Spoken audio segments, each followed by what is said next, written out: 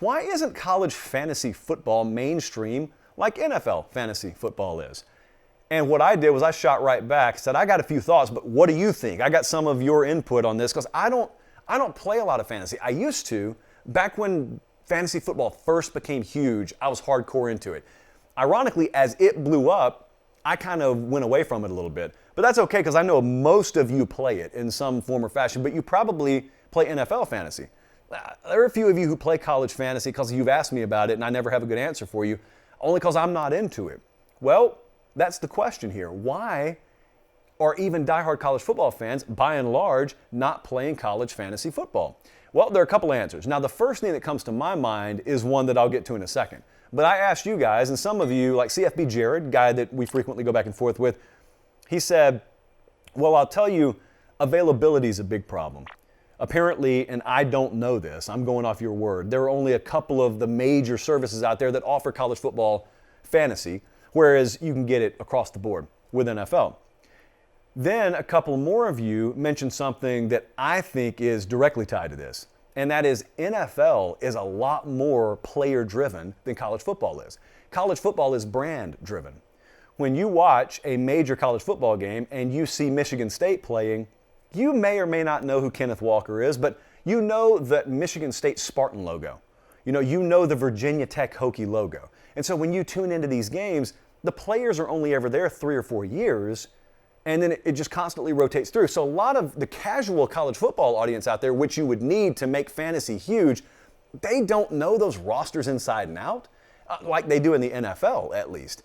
And secondly, it's even if they did, I don't really care how long the players are there. College football is always going to be a whole lot more about team than about player, whereas NFL is absolutely about player. That's why I think the draft, even proportionally, is bigger than National Signing Day is, and also free agency is disproportionately followed a lot more than recruiting in the transfer portal is. People just care a lot more about the individuals, whereas they care a lot more about the teams in college football. Then there's the third aspect.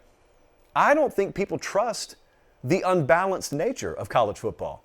In the NFL, even if you're playing, the Rams this Sunday and I'm playing the Jaguars this Sunday, we're still, our teams are both playing against professional competition. So if we've got individuals from those teams, if I got Matt Stafford and you got some running back for the Jaguars, look, I know that I may be playing a better team this Sunday than you, but when we say better, it means my opponent would be favored over your opponent by 7.5 or 8 points on a neutral field. Dude, the vast gulf between strength of schedule and competition any given week in college football is not something that people are comfortable with being able to interpret themselves. They need an expert to explain it to them. They would never admit that because part of fantasy football is about the hubris. But internally, a lot of people are turned off by that. They think, they may be playing an FCS directional school one week while this team plays Ohio State the same week. How in the world am I supposed to decipher who to start? How would I know the difference? Think about this.